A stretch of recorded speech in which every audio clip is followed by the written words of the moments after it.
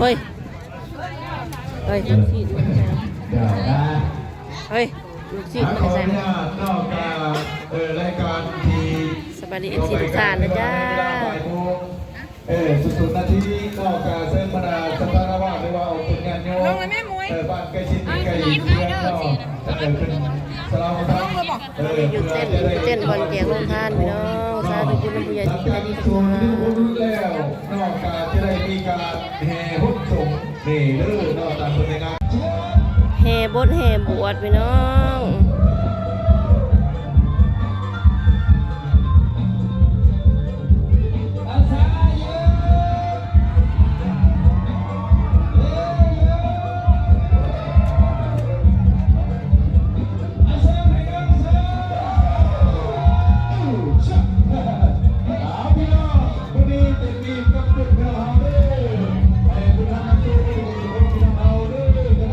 คนร้ายเลย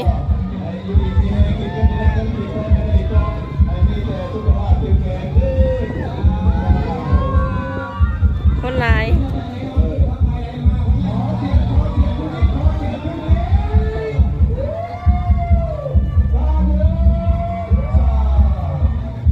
หวานขนมอีกเลย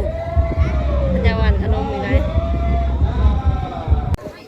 ว้าวพีชพี่น้องเอ้ยแห่รถแห่ทรงบ่แม่นแห่รถแห่บวช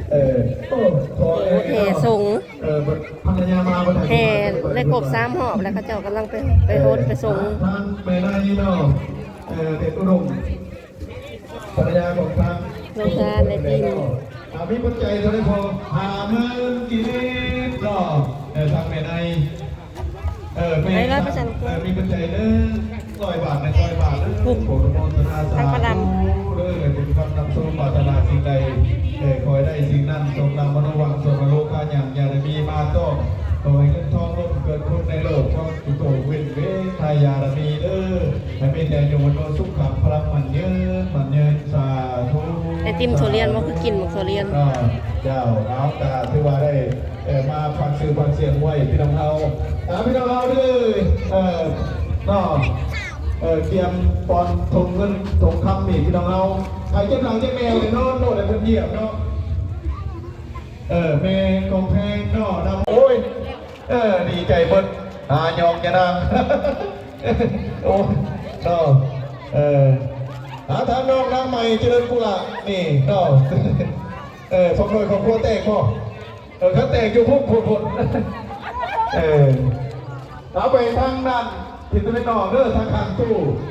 คนแตกให้นอกไปหน่อยไปใหญ่นี่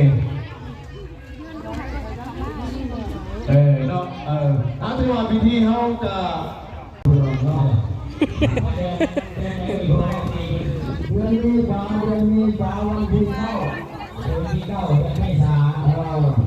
อากาศกันหนาวบ้านนี่พี่น้องเอ้ยสิคายขาดจะบ่หนำนี่เพราะว่านี่ปัญหาเหมือนปัญหาวจังได้กระซาทุกบุญนำผู้ใหญ่ใจบุญทุกท่านเด้อ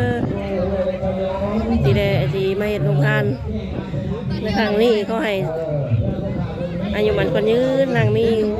ลำรวยขึ้นกว่าเก่า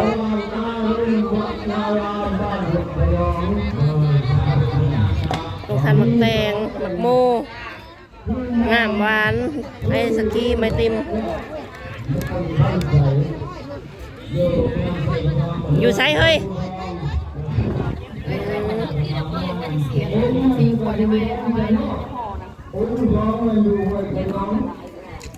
เฮ้ยเอาไปเสิร์ฟให้แม่ครัวก็จะเอาไปเสิร์ฟหมกปักเลอะกันดิ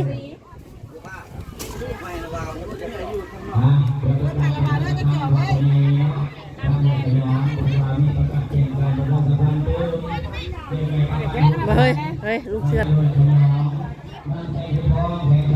จอกนอนโอ้ยยังไม่จอกหนึ่งก็นอนกินน้ำเบิดก่อนบ่กินน้ำเบิดก่อนจังเตะแกมแตงเพราะอะไรตัวได้แล้วแดงนี่นะเฮ้ยมังมุเฮ้ยแจกนั่นเลยสายนั่นเป็นหน่วยเลย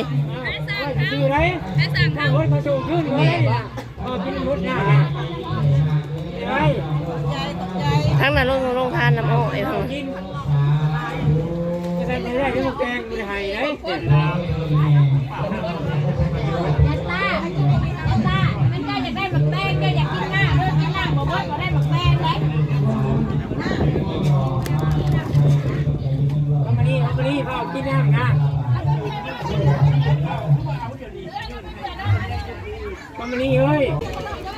ทางนี้ลงทานกับอ้อยพี่น้อง ทำพิธีเดินเทบาทเลยเนาะเป็นโยมญาติพี่น้องแขกผู้มีเกียรติทุกท่านที่มีเกียรติยังเชิญเนาะเข้าสู่ประจำพิธีเนาะจะหน่อยก็เพิ่นเดินกายเลยที่ไม่ได้ถวายบาทน้ำใส่ก้อนบาทน้ำบุญได้เนาะก็ที่มีเกียรติเชิญเด้อพี่น้องเด้อผู้ใดมาแลกเปลี่ยนเงินตาบายยับต่อมาได้แน่บ่แน่ก็ขอแลกเปลี่ยนกันอีกเนาะบางคนก็แลกไปหลายเราบ่ได้ถวายก็เอาแลกผู้ใหม่ถวายน้ำแน่แลกผู้แดงผู้เดินให้กันน้ำก็ไปสิท่านแลกเป็น5,000ยับไปเปลี่ยนเป็นใบบัตรคอยกันนี่เนาะคนละ5นาทีพอคนเดินไปท่านก็สละแล้วเราไปเห็นต้นนี้เอาที่ของหลานกันเนาะมาแม่คนที่เขาอยากแลกเราผู้คนที่เราตีเราจะได้เก็บเป็นคนที่สาวก่อนก่อนร้อยขนาดเลยมีความเสียใจในมีความเสียใจใน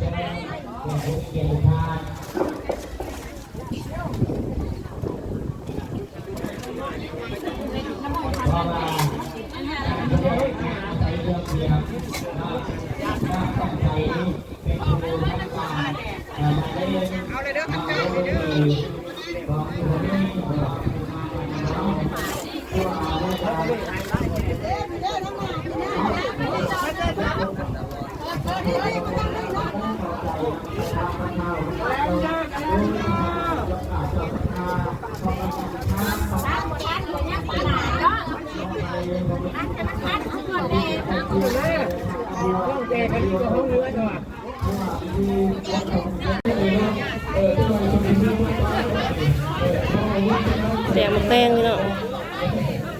มันทง4 บาทเขาก็ให้พระเจ้ากระจกให้ผู้ละ2ให้มาไหลนำการลายคน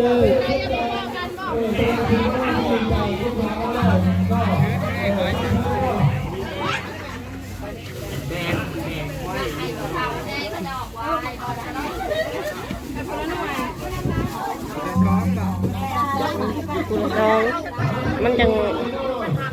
บอกคู่กันแต่ว่ามันก็ได้หลายคนขึ้น โอ้คนนางเด้อทางครูบาอาจารย์นอกก็ดีเพราะว่าจะได้เตรียมตุนพระด้วยเอาตาเจ้าใหม่เองเลยเนาะบางทีมันจะใหญ่เป็นนอกจากเป็นพ่อของลูกหลานเราอันนี้เป็นตื่นตาที่ครอบครัวที่มีวัฒนธรรมที่เราไปเก็บที่ตักที่เราสู่ไปเป็นพ่อสลายก็เจ้ารู้จะดีทางอาจารย์หรือว่าถ้าเป็นผู้ประดูสนามคิดก็ผู้ทำให้การที่เราดูว่าการทางบ้านพวกเราอะไรแต่ตำบลไม่ว่าที่นั่นจะทำอะไรเดินสายหรือมาตัวจะไปเอาของเขามาจังไง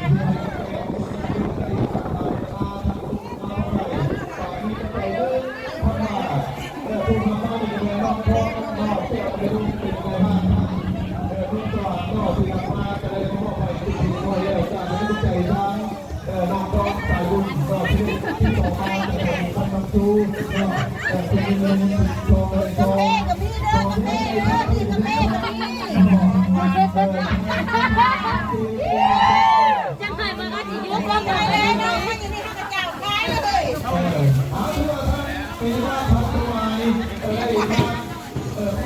น้ำแข็งได้แต่คนมาหัวได้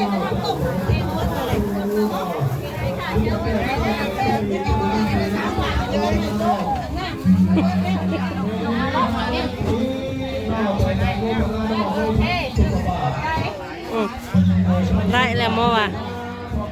เฮ้ยโมซื้อได้ล่ะได้แล้วโมบ่เอาบ้านไหนบ้านไหนยังหันโมเด้อ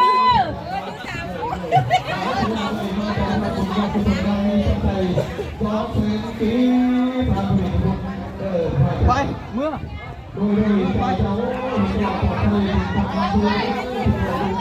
ลูกเชียนกันจะเมื่อน้ำโมเมื่อกันจะเมื่อน้ำ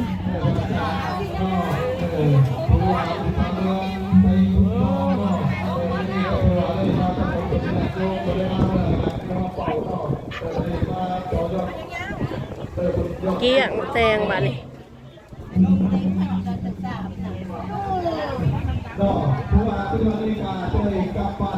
เวลานาทีของห้องการได้เข้าสู่การชมนอกนักทอดจากทุกลายนักเที่ยงของพวกเรานอกในปัจจุบันนี้ก็จะถือว่าเวลา